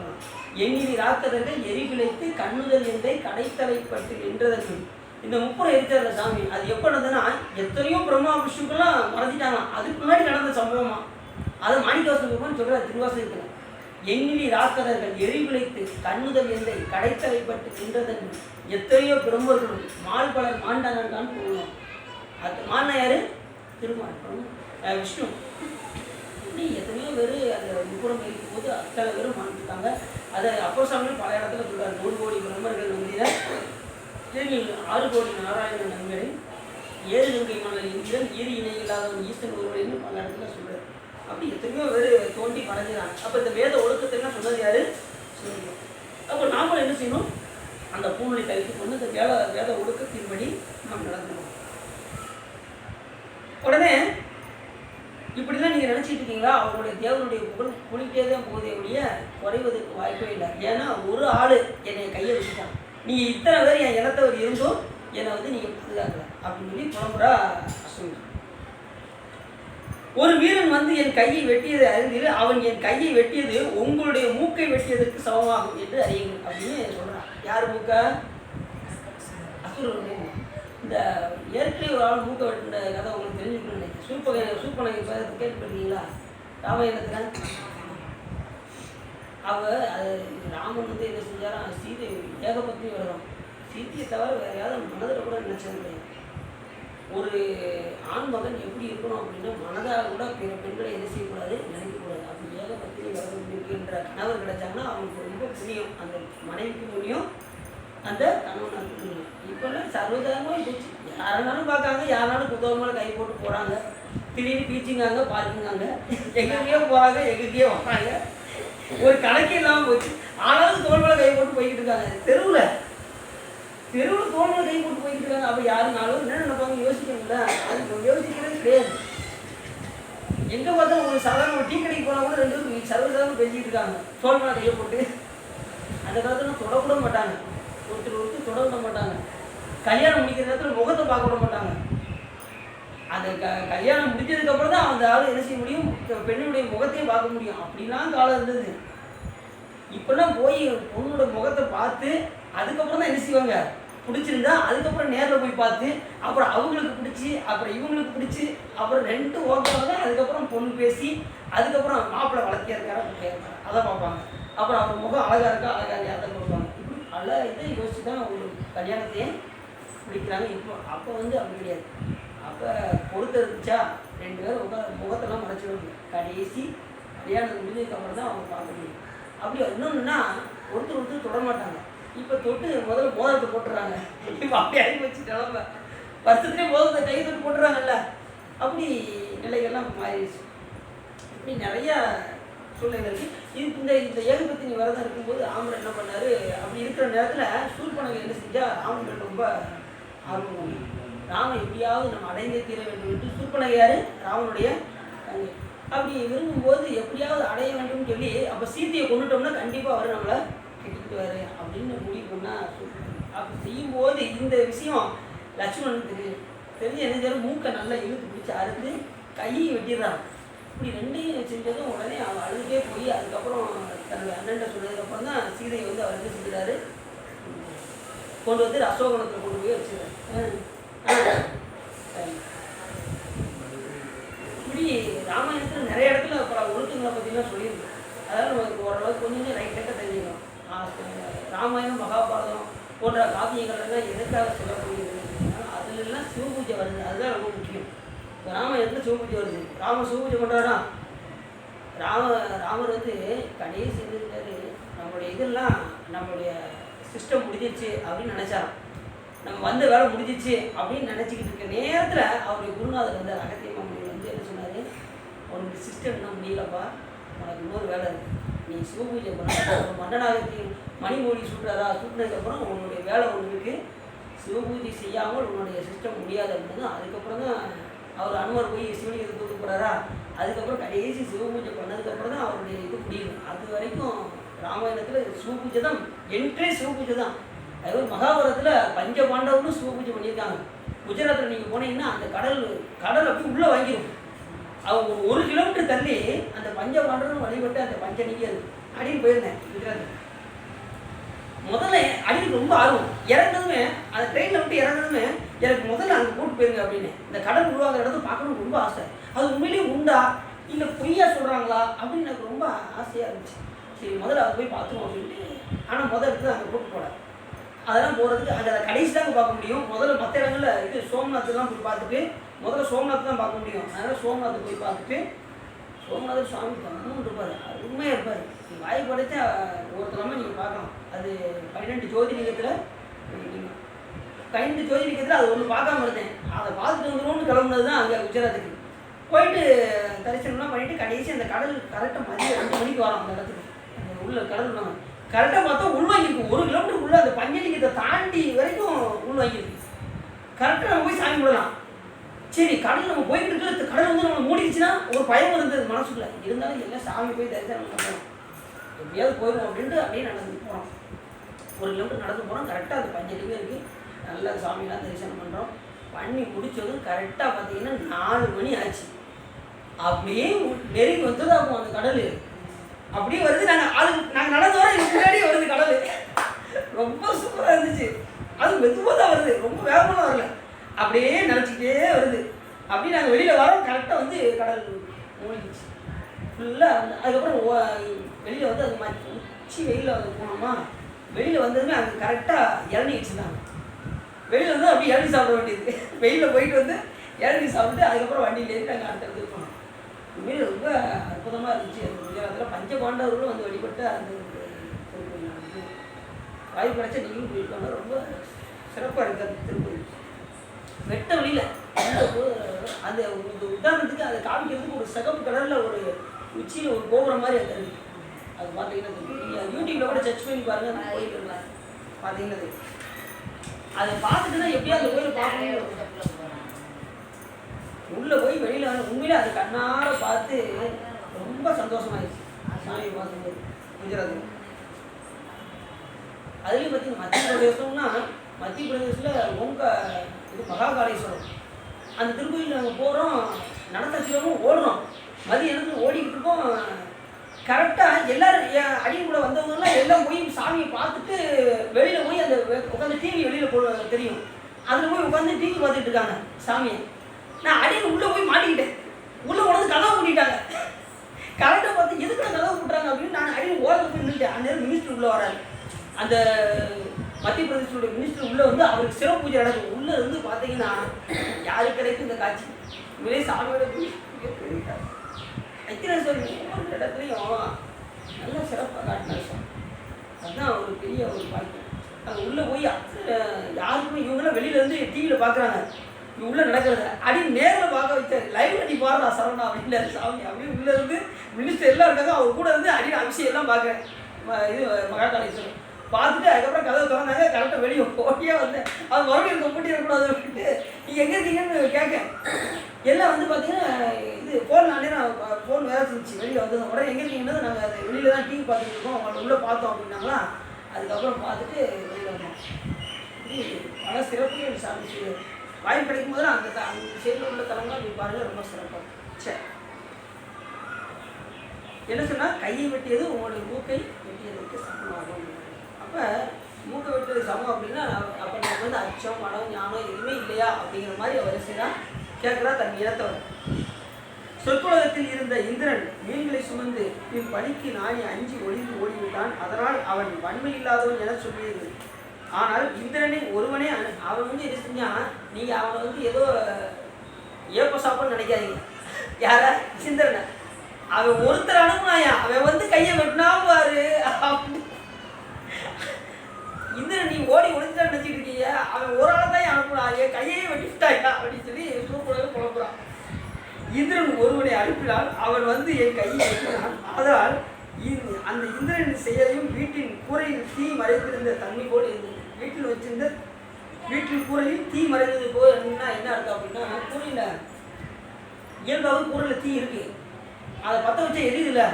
இப்போ விறகுல தீ இருக்கா இல்லையா, விறகில் தீயினன் பாலில் படுனை போல் மறையில் நின்றுதான் மாமரை ஜோதியான அப்படிங்கிறாங்க. யாரு அப்போ சொல்லிக்கிறார். விறகுல நெருப்பு இருக்கான்னு இருக்கு, அது எப்போ தெரியுது, நெருப்பு பற்ற வச்சா அது நெருப்பு இருக்குங்கிறது நமக்கு தெரியுது. அதுபோல் சாமி இருக்காரா இல்லையா அப்படின்னா இருக்காரு. ஆனால் நம்ம கண்ணுக்கு ஏன் தெரியல, சாமி நம்ம கண்ணுக்கு ஏன் தெரியல, மறைய நின்றுதான் மாமணி ஜோதியான். அப்போ என்ன செய்யணும், உறவுகோல் நட்டு உணர்வு தெளிக்கினால் முருக வாங்கி கடையவும் இருக்குமே. சாமியை நம்ம பார்க்கலாம், எப்படி பார்க்கலாம் அப்படின்னா அவனை அன்பினால் பார்க்கலாம். அதுக்கு 2 வகை ஞானம் வேணும். ஒன்று அபரஞானம், மற்றொன்று பரஞானம். அபரஞானம் என்பது நூல்களால் கற்கக்கூடிய அறிவு, பரஞானம் என்பது அனுபவத்தினால் ஏற்படக்கூடிய அறிவு. அனுபவம் எப்படி வரும் அப்படின்னா நூல்கள் வழி நடந்தால் நமக்கு அனுபவம் ஏற்படும். அப்படி அனுபவம் ஏற்படுறதுக்கு நாம் என்ன செய்யணும், இறைவனுக்கு பணி செய்ய வேண்டும். அப்படி பணி செய்தால் நமக்கு என்ன ஆகும், நமக்கு இயல்பாகவே அந்த பரஞானம் உண்டாகும். இப்போ நீங்கள் கோயிலுக்கு வரும்போது திடீர்னு ஒரு சாமி முன்னாடி அது பூ நீங்கள் ஒரு காரியத்தை நினச்சிட்டு வரீங்க, அந்த நேரத்தில் சாமி அது மலர் எடுத்து கீழே விழுற மாதிரி செய்யறாருன்னு சொல்லுவாங்க. அப்போ உங்களுக்கு அனுமதி கொடுக்குறாருன்னு உங்களுக்கு தெரியும். இப்படி ஏதாவது ஒரு சிறப்பு என்ன செய்வார் உங்களுக்கு அது கொடுத்துட்டே இருப்பார். உங்களை அனுபவத்தில் நிறைய விஷயங்கள் உணர்த்து அப்படி அப்படி உணர்த்த நீங்கள் என்ன செய்வீங்க, சாமியுடைய அந்த உண்மை அந்த உணர்வுமா உங்களுக்கு வெளிப்பட்டு தோன்றது உங்களுக்கு தெரியும். இப்படி தான் சாமி என்ன பண்ணுவார், நமக்கு பல விதத்தில் நமக்கு அனுபவத்தில் தன்னை காண்பிப்பார். அதுக்கு பேர் பரஞானம் என்று பேர். அபரஞானம் என்பது நூல்களால் இறைவனை பற்றி நிறைய விஷயங்கள் படித்து கேட்டு நிறைய தெரிஞ்சுக்கணும். ஏன் அந்த அறிவு வேணும் அப்படிங்கிறாருன்னா, அப்படி நூல்கள் படி சிவபெருமானை புகழை கேட்டு இருந்தால் தான் நமக்கு அவர் மேல் அன்பு உண்டாகும் அப்படின்னு நம்ம ஞானிகள் சொல்கிறாங்க. அன்புவதற்கு என்ன செய்யணும், நூல்களை கற்றால் தானே தெரியும். இப்போ சாமி இந்த உயிர்களுக்காக என்ன செய்தாருன்னு தெரியலன்னா உங்களுக்கு அவர் மேலே எப்படி அன்பு வரும்? இப்போ வேற ஒன்றும் இல்லை, இப்போ இந்த சிவா இருக்காங்க, இவங்க கிட்ட நான் பழகணும் அப்படின்னா இவங்களுடைய குணாதிசயங்களாக நான் அவங்களோட பழகுவேன்.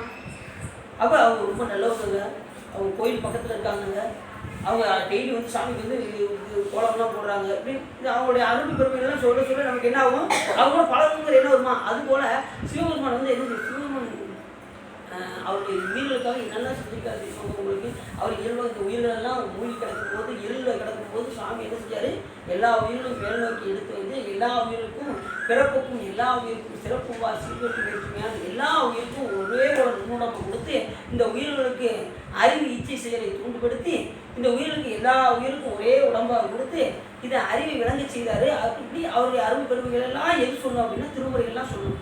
திருமுறைகள் இந்த நூல்கள் எல்லாம் சாமியை பற்றி அறிவிக்கும். அப்படி அறிவிக்க அதை பற்றி நான் படிக்க சிவபெருமான்கள் நமக்கு அன்பு உண்டாகும். நூல்கள் படிக்காமல் அன்பு தெரியும் வருமா நமக்கு சாமி மேலே? வராது. அதுக்கு தான் நூலறிவு வேணும்னு நாங்கள் அதுக்கு தான் அதுக்கு அபரஞானம் என்ற பெயர். அனுபவத்தில் ஏற்படக்கூடிய இந்த நூலை படித்து நீங்கள் நடக்க ஆரம்பித்தாங்களே உங்களுக்கு அனுபவ ஞானம் உங்களுக்கு கிடைச்சிடும், பரஞானம் வந்துடும். ஞானசுந்தர பெருமான் ஏற்கனவே பல்வேறு பிறவியில் அந்த நூல் அறிவு இருந்ததுனால கடைசி பரஞானத்தில் வந்தார். வந்து என்ன பாட்டு பண்ணாரு, ஒன்றே சிவரும் கொற்றாலத்தை கொண்டு வந்து கொடுத்தாருல, அதான் பரஞானம். அனுபவத்தில் பல ஞானங்கள் நமக்கு கிடைக்கும். ஞானம் கொண்டு கொடுத்தாருல, அதான் பரஞானம். இப்படி பல வகையாக இதை பற்றி சொன்னால் இது ஒரு மணி நேரம் பேசலாம். பரஞானம் அபரஞானம் ஒரு தலைப்பு கொடுத்து அதுவும் ஒரு மணி நேரம் பேசலாம். சரி, இப்படி எள்ளில் பொருந்திய நுட்பமான துணியின் அளவான சிறுவயதாயினும் எவருக்கும் நினைப்படும் பகைப்பில்லாமல் கேடுண்டாகும் என்பர். அத்து உண்மையை பல கோடி தள்ளாடிக்கொண்டு ஏவலை செய்து ஒழிய வஜ்ராயத்தை ஏந்திய கையினையுடைய இந்திரன் களவாக மறைந்திருந்து என் கையை வெற்றிடச் செய்தால் பாருங்கள். ஒன்று அந்த இந்திரனுக்கானே வஜ்ராயத்தை வச்சிருந்தாரே இந்திரன், அவன் என்ன பண்ணால் என்னுடைய களவாக இருந்து மறைந்திருந்து என்னுடைய கையை வெட்டினான் அப்படின்னு. வஜ்ராயுதம் யாருடைய ஆயுதம்? ஏற்கனவே நான் பல சொற்களில் உங்களுக்கு சொல்லியிருக்கேன். வஜ்ராயுதத்துக்கு நிறைய சொல்லியிருக்கேன். இந்திரன் வச்சிருக்கக்கூடிய ஒரு ஆயுதத்துக்கு பேர் வஜ்ராயுதம். அந்த ஆயுதம் எப்படி வந்தது தெரிஞ்சுக்கோங்க. இன்னொரு பல தடவை சொன்னாலும் உங்களுக்கு அப்படியே நல்லா உங்களுக்கு பதிஞ்சிடும். அந்த விருத்தாசுரன் வந்து என்ன செஞ்சால் இந்திரனோடு போரிடும் போது இவர் என்ன பண்ணணும், அந்த அவருக்கு கொள்வதற்கு ஒன்றும் செய்ய முடியல. விருத்தாசுரன் ஒன்றும் பண்ண முடியல. உடனே மறைஞ்சு நேராக போய் திருமாவட்ட போய் தரணும். உடனே நீங்கள் வந்து அகத்திய மாமனிட்ட போய் கலந்துக்கும்போது உடனே அகத்திய மாமனியர் என்ன பண்ணார், நீங்கள் இதுக்குரிய ஆயுதம் வந்து ததீசி முனிவர்கிட்ட தான் இருக்குது. அந்த ததீசி முனிவர் தான் என்ன பண்ணார், அத்தனை ஆயுதத்தையும் அவருடைய முதுகெலும்புல வச்சுருக்காரு அப்படின்னு சொன்னார். அந்த முதுகெலும்புல எப்போ வச்சுருந்தாருன்னா, அவங்க பார்க்கடல் கடையும் போது தேவர்களெல்லாம் பார்க்கடல் கடையும் போது அத்தனை ஆயுதங்களையும் கொண்டு போய் ஒரு இடத்துல வச்சாங்க. வச்சுட்டு தான் போய் என்ன செஞ்சாங்கன்னா பார்க்கடலே கிடைத்தார்கள். இந்த ததீசி முனிவர் என்ன பண்ணார், அந்த ஆயுதங்கள் எல்லாம் தண்ணீரில் கழுவி அந்த ரத்தம்லாம் இருக்கும்ல அதை கழுவி ஒரு சொட்டு குடித்தாங்க. குடித்ததும் அத்தனை ஆயுதம் ஒரு முதுகெலும்புல போய் இருந்துச்சான். யாருடைய முதுகெலும்புல? ததீசி முனிவருடைய முதுகெலும்புல போய் அந்த திரவியமாகி குடித்தார். குடித்ததும் அந்த முதுகெலும்புல இருந்ததும் உடனே இப்போ அகத்திய மாமனி சொல்ல உடனே ததீசி முனிவர் போய் அத்தனை தேவர்கள் போய் பார்த்தாங்க. பார்த்ததும் உடனே இவர் ஞான நிச்சயில பார்க்குறாரு. ததீசி முனிவர், ஓ தேவர்களுக்கு இப்படிப்பட்ட ஒரு துன்பம் ஏற்படுறது, அவரை காப்பாற்றுவதற்கு ஒரே வழி நம் முதுகெலும்புல உள்ள அந்த ஆயுதத்தை அவர்களுக்கு கொடுக்க வேண்டும் என்று சொல்லி அப்படியே யோக நிஷ்டையில் இருந்தார். யோக நிஷ்டைக்கு போகும்போது அவர் உடம்பானது அப்படியே சாஞ்சிருப்பாருங்க. அப்படியே அந்த முதுகெலும்புல உள்ள எல்லா ஆயுதங்களும் இருந்துச்சு. அதையெல்லாம் ஒரு ஆயுதம் ஒரே ஆயுதமாக செய்து வஜ்ராயுதம் என்கின்ற ஆயுதத்தை செய்தார். இப்போ இது யாருடைய கருணைனா அந்த ததீசி முனிவர் தேவர்களுக்காக செய்த ஒரு கருணை. இது எல்லாம் செய்கிறது யார் அப்படின்னா சிவபெருமான், மறந்துடக்கூடாது. எல்லாம் செய்கிறது யார்? இத்தனை திருவிளையாடல் எல்லாமே செய்கிறது யார் அப்படின்னா சாமி தான் சொல்றார். போதுவார் அவர் மனம் போக்கினார். கைலாய மலையில் சுந்தரம் சாமியில் கைலாய மலைக்கு காமத்துக்குலாம் வேலை கிடையாது. நல்லா தெரிஞ்சுக்கோங்க. கைலாயத்தில் காமத்துக்கு ஏதாவது வேலை இருக்கா? காமம் ஏதாவது செய்யுமா? ஒன்றும் செய்யாது. ஆனால் 2 பெண்களை பார்த்தாரு. உடனே சிவன் என்ன பண்ணாரு? எப்பா கீழே போயிட்டு வந்துரு அப்படின்னாரு. சாமி என்ன சாமி சொல்கிறீங்க அப்படின்னாரு. இப்போ இதை யார் செஞ்சார் அப்படின்னா அவருமே அந்த 2 பெண்கள் மேலே மனத்தை போக்குனது யாருன்னா சிவபெருமான் தான் செஞ்சாராம். போதுவார் அவர் மேல் மனம் போக்கினார். இவர் பார்க்கல, சிவபெருமான் பார்க்க வச்சாராம். ஏன்னா கீழே போனதுக்கு அனுப்புறதுக்கு ஒரு காரணம் வேணும். அதனால சாமி போதுவார் அவர் மேல் மனம் போக்கினார். காதல் மாதரும் காட்சி கண்ணினார் அப்படின்னு வரிசைக்குள்ள சாமி அப்படி பார்த்துச்சிக்கிட்டு என்ன செஞ்சாரா? நீ பூலோகத்துக்கு போயிட்டு வாப்பா அப்படின்னாரு. சாமி என்ன சாமி உங்களை விட்டுட்டு நான் எப்படி சாமி பூலோகத்துக்கு போவோம் அப்படின்னா கைகள் அஞ்சலி கூப்பி கலங்கினான். செய்ய சேவடி நீங்கும் சிறுமையை மையன் மானுடமாய் மயங்கும் வேலையில் ஐயனே என்னை தடுத்து ஆண்டது. இப்போ நாமளும் அப்படி தான் இருக்கோம். சாமி புரிஞ்சு இங்கே என்ன செய்கிறோம்? வந்து கஷ்டப்பட்டுக்கிட்டு இருக்கோம். பிறகு எடுத்து உழந்துக்கிட்டு இருக்கோம். எத்தனை பிறகு எடுத்தோம்னு நமக்கே தெரியல. கைலாயத்துலேருந்து என்றைக்கு புறப்பட்டு வந்திருக்கோம்? எத்தனையோ கோடி ஆண்டுகள்லாம் கைலாயத்துலேருந்து பிரிஞ்சு நம்ம எங்கே வந்திருக்கோம்? சாமி பிறப்பு கொடுத்து கைலாயத்தை வச்சு கொடுத்தாரு. அப்போ கொடுத்த உடம்பு இன்னும் பாருங்க பிறகு எடுத்துகிட்டே இருக்கும். இன்னும் சாமியை போய் நம்ம அடைய முடியாத நிலையில் இருக்கும். என்ன காரணம்? இறைவன் மேலே அன்பு இல்லை. அன்பு இல்லாதனால நம்ம என்ன செய்யறோம்? இங்கேயே கிடக்கும். ஒவ்வொரு பிறவியாக எடுத்துகிட்டே இருக்கும். என்னைக்கு நம்ம அவர் மேலே பற்றுவதோ அப்போ தான் நம்ம அவங்க செய்ய சேவடி நீங்கும் சாமி உன்னுடைய திருவடியை விட்டு நான் பிரியனே பிரியனே பிரியனே செய்ய சேவடி நீங்கும் சிறுமையன் மையன் மானுட நான் சாமி நான் கீழே புலவுக்கு போயிட்டுன்னா உன்னை நான் மறந்துடுவேன் சாமி அப்படின்னாரு. ஏன்னா இங்கே வந்த புறவே பாருங்க ஒரு மயக்கத்திலே தான் இருப்பாங்க. யாருமே ஒரு நிதானமாக இருக்க மாட்டாங்க. இருக்கும்போதே ஏதோ ஒரு சிந்தனையில் தான் இருப்போம் நம்ம. நேரத்து நல்லதானங்க இருந்தாங்க, என்னங்க இப்படி போறாரு அப்படிப்பாங்க. பல கவலைகள் மனசில் வச்சுருப்பாரோ. அவர் பக்கத்துல ஒரு சிலவர் வந்து போய் கேட்டுருவாங்க, என்னங்க உங்க ஏதாவது கவலையாங்க? நீங்க ஒன்று பேசாமல் போகுங்க, நான் ஒரு டென்ஷனில் போய்கிட்டு இருக்கேன் போகுங்க அப்படின்னு போவார். இப்படி மையன் மானுடமாய் மயங்கும் வேலையில் ஐயனே என்னை தடுத்து ஆண்டு அருள் செய்யும். நான் அப்படி உலகத்தில் போய் மயங்கும் போது பெருமானே அடியை நீங்கள் என்ன செய்யணும்? என்னை தடுத்து ஆட்கள வேண்டும் அப்படின்னு சொன்னது. உடனே திருமணத்தில் வந்து சாமி என்ன செஞ்சாரு? கரெக்டாக வந்து நிற்பார். சாமி எப்படி பாருங்க, ஒரு திருமணத்தை நிறுத்திட்டு 2 திருமணம் நிறுத்தி வச்சாரு. ஒரு மனத்தை சிதைவு செய்து 2 மனத்தை நிறுத்திட்டார். ஒரு நிமிஷம் அப்படி 2 திருமணத்தை சாமி செஞ்சிருக்காரு, முடிச்சு. சங்குகள் அப்படி அந்த ஆயுதத்தை வச்சு தான் அந்த விருதா சொன்ன தேவர்கள்லாம் இந்திரன் வந்து என்ன செஞ்சா அவங்களே பார்த்துருக்கோம். சங்குகள் இருக்கப்பட்ட கடலின் நடுவே இருந்த வடவி என்ற பெயர் கொண்ட அக்கினி தேவனை உள்ள பூலோகம் முழுவதும் கடல் முழுவதையும் தக்க காலம் பார்த்திருந்து அழிக்கும் தன்மையை போல் இவ்விடத்தில் என் கையை வெட்டிய வீரனும் சமயம் பார்த்திருந்து உங்களை அழிப்பான். நீங்க சாதாரண நினைச்சாங்க இந்திரனை என் கையவே வெட்டிட்டான், சமயம் பார்த்து உங்களே என்ன செஞ்சிருவான்? அவன் அழிச்சிருவான். இவங்க எப்படின்னா சங்குகள் இருக்கப்பட்ட கடல் நடுவே இருந்த வடவி என்ற பெயர் கொண்ட அக்கினி தேவன் இங்குள்ள பூலோகம் முழுவதையும் அழிப்பது போல அப்படின்னாரு. சுனாமி கேள்விப்பட்டிருக்கீங்களா? சுனாமி என்ன செய்யும்? இந்த அக்னியை நான் ஏற்கனவே உங்களுக்கு சொல்லியிருக்கேன். உடம்பு அக்னி என்ன செய்யும்? இந்த கடல் நடுவில் இருக்கும், அத்தனையும் உள் வாங்கிக்கிட்டே இருக்கும். அந்த கடலை பொங்க விடாமல் இது என்ன செய்யுமா? பாதுகாக்கணும். அதுக்காக சிவருமான் அந்த இடத்துல அந்த அக்னியை கொண்டு போய் வச்சிருக்காரு நடுவு கடலில். அவ்வளோ தண்ணியில் கொண்டு போய் நெருப்பு வைக்கணும்னா இந்த தண்ணியானது என்ன ஆகுமோ? பொங்கி உலகத்தை அழிச்சிடும். அதனால் இந்த உலகத்தில் உள்ள உயிரை காப்பாற்றுறதுக்காக சாமி என்ன செஞ்சிருக்காரு? அந்த கடல் நடுவில் வடவாக்கியை வச்சிருக்காரு, அக்னி தேவனை வச்சிருக்காரு. இந்த வடவாக்கி என்ன ஆகும்? கொந்தளிக்காதவர் பார்த்துட்டே இருக்காரா? திடீர்னு மறைஞ்சிருந்து தாக்குமா? அது வந்து எந்த நேரத்தில் பொங்கி வருதுன்னு சொல்ல முடியாதா? இப்போ சுனாமி வந்து எத்தனை உயிரில் தூக்கி போச்சு பார்த்தீங்களா? அதுக்கப்புறம் ஒரு இது வந்துச்சு, எத்தனையோ உயிரில் குடல் பொங்கி எத்தனையோ பேர் அழைச்சிது. சென்னையிலாம் பார்த்தீங்கன்னா ஏகப்பட்ட பேரை காணி. அது மாதிரி ஒவ்வொரு இந்த கடல் ஓரத்தில் இருக்கிறவங்க எல்லா பேருமே பார்த்தீங்கன்னா நிறைய பேர் இறந்துக்கிட்டு. அதெல்லாம் என்னென்னு அவங்க செய்த விலைக்கு போயிருந்தாங்க மாதிரி அவங்க தங்கியிருப்பாங்க. சுவாமி அந்த உயிரை இதெல்லாம் எப்படி வருது அப்படின்னா அந்த விலைக்கு தகுந்தவாறு அந்த உயிர்களெல்லாம் போகும். இதெல்லாம் எப்படின்னா அந்த மறைஞ்சிருந்து எப்படி கடல் ஒரு நாள் மொத்தமாக கொண்டு வந்து உலகத்தை அழிக்குதோ அதுபோல் இவங்க மறைஞ்சிருந்து தேவர்கள்லாம் என்ன செய்ய போகிறாங்க? அசுரர்கள் பூரா அழிக்க போகிறாங்க. எல்லாம் கவனமாக இருக்குது அப்படின்னு சொல்லி யார் சொல்கிறா? அசபி சொல்கிறார்.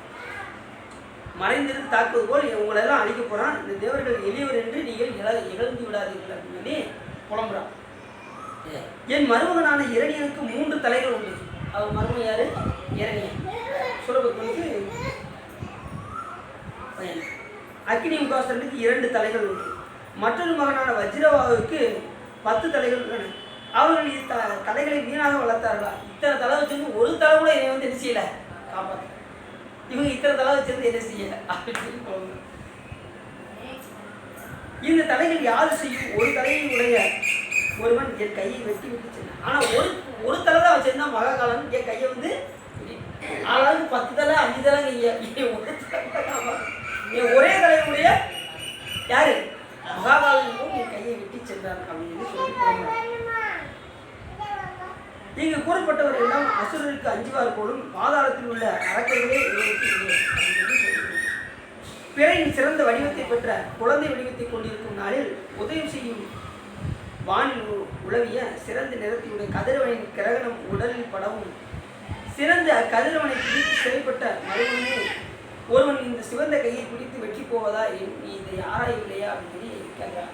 இந்த வானவர் சொன்னா ஏற்கனவே நம்ம ஒரு கதையில பார்த்தோம். அவர் தொட்டில் படுத்துறாங்க, பிடிச்சி எழுத்துமே சூரியனை பிடிச்சி இழுத்து கட்டி போட்டு விடுவாங்க. அவர் விளையாடுறதுக்கு சூரியனை உலகம் இந்த சூரியனை பிடிச்சி கட்டி போட்டு போடுவார் பார்த்தீங்களா? அது போல என்ன செய்வாங்க? இந்த பிடித்து சிறையிட்ட மருமகனே அந்த பணங்களை பார்த்து சொல்றா, யாரு மருமகனே நீ அந்த சூரியனெல்லாம் பிடிச்சி இழுத்து போட்டியப்பா, நீ என்ன வந்து நீ காப்பாற்றிக்க கூடாது அப்படின்னு மருமகனை பார்த்து சொல்றா. கடலானது நீண்டு மழையை பெற்றிருக்கும் உலகத்தில் ஒரு அடியால் அளந்த திருமால் சக்கரத்தை பொன்னாலான மாலை போல் அணிந்தாய். இன்றைய தினத்திலும் ஒரு பணியை கொண்டாய். இந்த உலகத்தில் இருக்கும் எளிய பகைவனுடைய கை வெட்டும்படி செய்ய நன்கு உலகத்தை. இப்போ யாரை சொல்றா அப்படின்னா தாரகாசுரனே உன் சிறந்த வலிமைத்தைய பெரிய சிந்தனை போன்றது அப்படிங்கிற அந்த தாரகாசுரனோட யார் சட்டை போட்டா? திருமால் சண்டை போட்டாரு. ஏற்கனவே நம்ம கதையில் பார்த்தோம். பார்த்துக்கோங்க, திருமால் சண்டை விடும்போது அவருடைய சக்கராயத்தை எடுத்து விட்டாரு. சிவபெருமான் கொடுத்து சக்கராயுதம். ஆனால் தாரகாசுரன் போய் என்ன செய்யலை? ஒன்றும் செய்யலை. இவர் சிவபெருமான்ட்ட வராங்கியிருக்காரு. போனதும் சக்கராயுதம் வேகமாக போச்சான். போய் என்னதான் அவருக்கு மாலையாக போய் விழுந்துச்சான் தாரகாசுரன். அப்போ எப்பேற்பட்ட வரம் வாங்கியிருப்பான்னு பார்த்துக்கோங்க. கடுத்தவன் புரிஞ்சுருக்காங்க. தாரகாசுரன், சிவமுகாசுரன், சூரபத்மன் கடுந்தவன் புரிஞ்சுருக்காங்க. சிவபெருமான்ட்ட வராங்கியிருக்காங்க. இப்போ திருமால் வரம் வாங்கினாரு. ஆனால் என்ன செஞ்சார்? பலனை எதிர்பார்த்து வாங்கினதுனால அதுக்கு பயன் இல்லாமல் போயிடுச்சு அவங்களுக்கு. அது எனக்கு அந்த சக்கரம் வேணும் சாமி பூஜை பண்ணார். நல்லா பூஜை பண்ணிவிட்டு கடைசி என்ன பண்ணிட்டாரு? பலனை எதிர்பார்த்துட்டார். எனக்கு சக்கரம் வேணும்னு கேட்டார். இப்போ அடியார்களுக்கும் நமக்கு உள்ள திருமாலுக்குள்ள வித்தியாசம் என்னன்னா, அவர் தான் முதல் அடியார். யார் முதல் அடியார்? பெருமாள் தான் முதல் சிவபெருமானை வச்சு பூசித்தவர் அவர் தான் முதல் அடியார். ஆனால் ஏன் 63,000 நாள் வைக்கல அப்படின்னா அவர் பலனை எதிர்பார்த்துட்டாரு. 63 பலனை எதிர்பார்க்கல. பலனை எதிர்பாராமல் அன்பு செலுத்தினாங்க சிவபெருமான். அதனால தான் 63 நாளில் அவங்க இருக்காங்க. அவங்க செய்கின்ற அன்பு நாம் செய்ய முடியுமா அப்படின்னா கண்ணெல்லாம் தோண்டி விட்டுருமோ அப்படின்னா தான் சிவபெருமான் மேலே அன்பு வருமோ அப்படிலாம் நீங்கள் நினைக்காது. நீங்கள் எளிமையாக நமக்கு சொல்லியிருக்காங்க. சிவபூஜை செய்தாலே நம்ம என்ன செய்யலாம்? இந்த பிறவியில் அழகாக சாமி கேட்போம். நீங்கள் கண்ணை தோண்டி கொடுக்க வேண்டாம், கையை வெட்ட வேண்டாம். நல்லா தெரிஞ்சுக்கோங்க. இந்த கையை வெட்டணும்னு யாவது கலிக்கம்மனா என்ன கேள்விப்பட்டீங்களா? கலிக்கம்மனா என்ன 60 ஒரு நாள் ரொம்ப நாள் அவர்கிட்ட வேலை பார்த்தா ஒரு ஆள் திடீர்னு அந்த வீட்டை விட்டு வெளியே போயிட்டார். கதை எல்லாம் கேட்கீங்களா? வெளியில் போனதும் அந்த அடியார் என்ன பண்ணுவார்? கலிக்கம்மனா ஒவ்வொரு அடியாரும் அவங்க இல்லத்துக்கு வர்ற அடியாருக்கு பாத பூஜை செய்வார். பாத பூஜை செஞ்சு அன்னபாடி பண்ணுவார். அப்படி அந்த அம்மா மோந்து கொடுப்பாங்க, தண்ணியை மோந்து கொடுப்பாங்க. ஒரு பாதத்தை அவர் விளக்குவார். யாரு? இந்த நாயனார். அப்படி அவர் கொடுக்க இவர் பாதத்தை விளக்கிட்டு இருக்கும்போது திடீர்னு இந்த அம்மா கையை ஒரு ஒரு ஒரு அடியார் பாதம் தெரிஞ்சது. இந்த அம்மா இப்படி எடுத்து மோந்து கொடுக்குற கையை அப்படி நிப்பாட்டிட்டாங்க. இவர் பார்த்தாரு. இப்படி பார்த்து இவர் எதுக்கு இந்த அம்மா நிப்பாட்டிட்டாங்க அப்படின்னு தன்னோட மனைவி இப்படி பார்த்து இவரையும் பார்த்து அடியாரும் பார்த்தா. இந்த அடியார் பார்த்தா இவங்க வீட்டில் வேலை செஞ்சுட்டு வெளியில் போனாலும் இப்போ அடியாரை வந்து நிற்கிறார். நல்லா தெரிஞ்சுக்கோங்க. இந்த அம்மா எப்படி நீங்கள் ஒரு பிடிக்கலன்னா கூட, இந்த பையனை பிடிக்கலன்னா கூட இப்போ அடியாரை வந்திருக்காரு. அப்போ என்ன செய்யணும்? மதிக்கணும், மதிக்கக்கூடாதா? இப்படி கையை கொடுக்க மறுத்தாங்க. அவர்கள் இழுத்து பிடிச்சி கையை வெட்டிட்டார் நாயனார். அந்த மனைவி கையை எவரேனும் விளையாடத்திட்ட திருநீரும் சாதனமும் கண்டால் உருகி உவராதே அவரவரை கண்டபோது உகந்து அடிமை திறம் இணைந்து இவர் தேவர் அவர் தேவர் என்று இரண்டு இவங்க உயர்ந்தவங்க இவங்க தாழ்ந்தவங்க நம்ம வீட்டில் விட்டுட்டு போனவங்க இவங்க சொந்தக்காரங்க இவங்க பந்தக்காரங்க அப்படின்லாம் பார்க்கவே கூடாது. அரியாருக்குள்ளே வந்துட்டோம்னு வச்சுக்கோங்க. இப்போ இந்த காலத்தில் அதாவது பகைமையாக இருக்கிறவங்க கூட நம்ம வேற்றுமையாக பார்க்கணும். அப்படி பார்க்கக்கூடாது. கோயிலுக்குள்ள வந்தால் எல்லாரும் ஒன்று அப்படின்னு நினைக்கணும். புரியுதா உங்களுக்கு? புரியுதா? இங்கே வந்தாச்சுன்னா வேட்டு பகையை பார்க்க எப்பேற்பட்டா திருநீர் பூசிருக்காங்களா அவங்க சிவம். அவங்க எது சொன்னாலும் நம்ம என்ன செய்யணும், அது உங்களுக்கு கட்டுப்படணும். அவங்க எது கொடுத்தாலும் நம்ம வாங்கிக்கணும். புரியுதா உங்களுக்கு? அப்படி நாம் என்ன செய்யணும், இருக்கணும். நம்ம ஏற்று பார்த்தோம்னு வச்சுக்கோங்க, நமக்கு மார்க் குறைஞ்சிடும். ஏற்கனவே உங்களுக்கு சொல்கிறது தான், புண்ணியத்தில் மார்க் கம்மியாகும். நாம் முழு மார்க் எடுக்கணும் அப்படின்னா எவரேனும் விளையாடத்திட்ட திருநீரும் சாதனமும் கண்டால் நம்ம என்ன செய்யணும், அவர்களை சிவபெருமானாக கருத்தணும். அவங்க மற்றதை பற்றி நீங்கள் எதுவும் கவலையே பட வேண்டிய தேவையில்லை. சிவபெருமான் பார்த்துக்காது. புரியுதா உங்களுக்கு? அப்போ நீங்கள் வேற்றாளை பார்த்து நினச்சி இப்படி கொடுக்க படுத்தாங்க பாருங்க, இழுத்து பிடிச்சி கையை நம்மளுக்கும் அதே தண்டனை தான். நாமளும் பிறரை பகைவராக பார்த்தோம்னா நமக்கும் அந்த நிலை தான். புரியுதா உங்களுக்கு? யாரையும் பகைவையே இந்த உலகத்துலேருந்து நம்ம போகும்போது பகைவையே இருக்கக்கூடாது. எந்த உயிரின் மேலே பகை இருந்தால் அந்த பகையை தீர்ப்பதற்கு ஒரு பிறவி வருமா, நல்லா தெரிஞ்சு போகும். பட்டத்தர் சொல்கிறாரு அப்படின்னு சொல்லல, யார் சொல்கிறா? அதனால் எல்லா உயிர்களையும் சிவமாக பாருங்கள். அதுதான் நம்ம ஞானிகள்லாம். யார் மேலே விருப்பு வெறுப்பே நம்ம வரக்கூடாது. எல்லாத்தையும் ஒரே போல. புரியுதா? அதுதான் நம்ம சைவத்துடைய கொள்கை. சரி, கடலானது நீண்டு வளையப்பட்டிருக்கும் உலகத்தை ஓரடியாக அழைந்த திருமால் சொல்லிட்டேன்னா, அப்படி இந்த தாரகாசுரனுக்கு போனதும் இந்த இது என்னாச்சு, சக்கராயுதம் அவருக்கு காலையாக விழுந்தது. கூறி வஜ்ராயத்தை ஏந்திய கையுடைய இந்திரனை ஐராவத யானையுடன் வானில் போகும்படி விரைவாக ஒரு கையை தூக்கி வீசி அவன் விழுந்து கிடக்க உதைத்தாய் என்று சொல்றார்.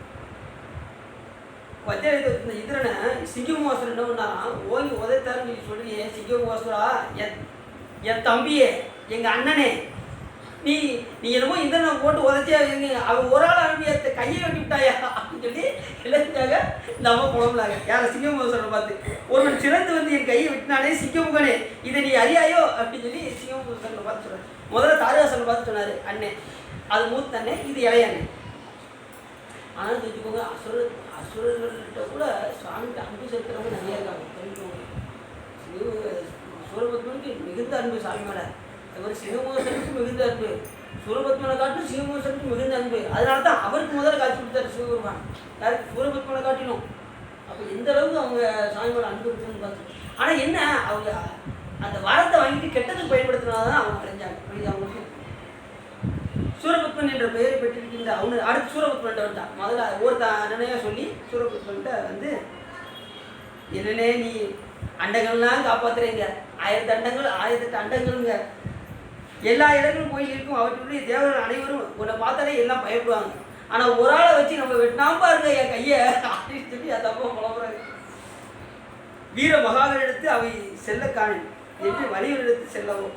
உடனே இப்படி ஒரு வீர மகாகாலன் வந்து என்னுடைய கையை வந்து என்ன செஞ்சான், வெட்டிட்டானே அப்படின்னு சொல்லி சொல்கிறான். பகைவன் சூழ்ச்சினால் ஒரு முனிவன் என் புதல்வரின் உயிரை கவர்ந்து சென்றான். அதுவும் இன்றி இவன் ஒருவன் கொண்டு என் கையை வெட்டி சென்றான். பகைவன் ஒரு முனிவர் வந்து என்ன செஞ்சார், யார்? அகத்திய வல்வலன் வாதாபி என்கின்ற இவர் வந்து அசம்பியோட பிள்ளை தானே, வல்வலன் வாதாபி. அந்த என் பிள்ளையை வந்து கொண்டாங்க. அந்த ஒரு முனிவர் வந்து 2 பேரை கொண்டாருங்க. இவன் ஒருவன் வந்து என் கையை எங்கள் 2 பேர் கையை வெட்டிட்டான் அப்படின்னு சொல்கிறான். இந்த இடத்துல புலம்புறான். வில்வலன் வாதாபி தெரியுங்களா? அப்படி ஏற்க அந்த கதை தெரியும். அந்த வில்வலன் என்ன செஞ்சார், வாதாபி அவரை கறியை சமைக்க வேண்டியது, வர முனிவர்களை ஆசை காட்டி உள்ள இல்லத்துக்கு வர வைக்க வேண்டியது, அவங்கள அமுது பாதிக்க சொல்ல வேண்டியது. அவங்க சாப்பிட்டதுக்கப்புறம் வாதாபி வெளியே அப்படின்னு அவர் உள்ள வயிற்றை பேசிட்டு என்ன செஞ்சிருவார், அவர் வெளியில் வந்துடுவார். வெளியே வந்து அந்த முனிவர் இறந்து போயிடுவார். இதே நேரத்தில் இவர் என்ன பண்ணார், அகத்திய முனிவர் வரும்போது அதே மாதிரி செஞ்சார். இவர் ஸ்வாகா அப்படின்ட்டார். அவர் நிஷ்டையை பார்த்தாரு, உள்ளுக்குள்ளே வாதாபி இருக்கிறது தெரிஞ்சு இவர் ஸ்வாகா அப்படின்னு சொல்லி என்ன பண்ணார், அவரை உள்ளே இருக்க வச்சுட்டாரு. அவ்வளோதான், அழைச்சான். வெளியே இருக்கிற இவரையும் பார்த்து அழைச்சாரு அகத்திய முனிவர். 2 பேரையும் கொண்டார். அப்படி ஒரு முனிவர் வந்து 2 பேரை கொண்டாங்க. ஆனால் இவன் ஒரு ஆள் வந்து என்னையும் துணியையும் கையை வெட்டினார். இதெல்லாம் உங்களுக்கு தெரியலையா அப்படின்னு சொல்லி அந்த அசுரர்களை பார்த்து, உலகை காத்து அரசு செலுத்தும் அண்ணனே, கைவெட்டப்பட்டு எனக்கு யார் இனி உறவினராவர்? அங்கம் குறைந்தவர் இருப்பது வசை. இப்போ உலகத்துள்ளவங்களாம் பார்த்து என்ன செய்வாங்க, அங்கம் குறைந்தவன் என்று என்னை எல்லாம் என்ன செய்வாங்க, ஏளனம் பேசுவாங்க. கை இல்லாதவங்க அப்படின்னு சொல்லி எல்லாரும் சொல்லுவாங்க. அதனால் என்னை நீங்கள் காப்பாற்றக்கூடாதா அப்படின்னு என்ன செய்கிறா. மானம் என்னை கொள்கின்றது. ஐயோ, பெண்ணாக பெற்ற பயன் இதுதானோ, விதிக்கு என்னிடத்தில் ஏதேனும் பகை உண்டோ, விதியினால தான் எனக்கு இந்த மாதிரி ஆயிடுச்சோ அப்படின்னு சொல்லி குழந்தைா அப்படின்னு இந்த புராணம் முடியுது. அடுத்த நாளைக்கு சூரன் தண்டம் செய்த புராணம். சூரன் வந்து யாரை தண்டிக்கிறாரு அப்படிங்கிறத பற்றி நாளைக்கு பார்ப்போம் என்று சொல்லி இதுக்காக உள்ளம் நிறைந்து வகை சேர்ந்து இந்த கண்டபுராணத்தை நீங்கள் கேட்டீங்கன்னா உங்களுடைய வலிமையை காய்ந்து திருமணம் சொல்லி நாளைக்கு அங்கே முருகன் சொல்லணும். அந்த பாட்டை இது வடது நான் சொல்லுவேன். இதெல்லாம் உள்ளம் நிறைந்து வகை சேர்ந்து இந்த கந்தபுராணத்தை கேட்டதால் உங்களுடைய வலிமையை கரைந்து திருவள் உரையும் என்று சொல்லி திருக்குறள் பாடி அடியை அணிசெவ்வியாதிரை சூழ்புவி தனநிவ்வியே கரையேறிட அறிவில்லையாமடியே நிட அறிவீர அருள்வல்லையோ நெடுநாளின மிரில்லையோ உணவோ உனது அருளில்லையோ இனமானவை அறியேனே. டக்குனு வர மாட்டீங்க. அது ஒரு தடவை பார்த்துட்டு தெரியும். சீரியல் வராங்க. துறை போத தனியான உனை சிறிதோத தெரியாது மரத்துறை போடும் அடியேனும் மலத்திரன் மூடி கெடலாமோ பரத்துறை சீல தவர் வாழ்வே பனித்தடி வாழுற்ற அருள்வோனே வரத்துற நீத ஒரு சேயே வைத்தியநாத பெருமாளே. கைலாய பரமதி விஞ்ஞானம் போட்டு நிகாட்டும் என்னை வைவாயும் மிகண்டால் திருப்பூர் விஞ்ஞானம் வாழ்வாகி குயிலாரும் திருவாவூர் தெளிவாக நமச்சிவாயும் செல்லாது வரமுடியும் திருவர்கள் நீதி கிடைக்குமாறு ஆறுகள் இறந்துள்ளாக அறுமுகம் வாழ்க வெப்பை குருதி தனிவில் வாழ்க குக்குடம் வாழ்க செவ்வேல் ஏறி முக்கிய வாழ்க யானை நடந்து வாழ்க மாறிலா வள்ளி வாழ்க வாழ்க சீரடியாரெல்லாம் வாழ்க சீரடியாரெல்லாம் வாழ்க சீரடியாரெல்லாம் பான்மையில் வளாதவே ஒளிவளம் திறக்கமன் ஒருமுறை அரசு குறையில்லாத இருவாழ்க நான்மறை அரங்கள் உங்க அற்றமும் எண்ணுவல்க மேன்மைகள் சைவநீதி விளங்குக. அழகன் பார்வதி பதையே போற்றி உங்களுக்கு கட்டு கட்ட மாதிரி கட் பண்ணிடுவோம்.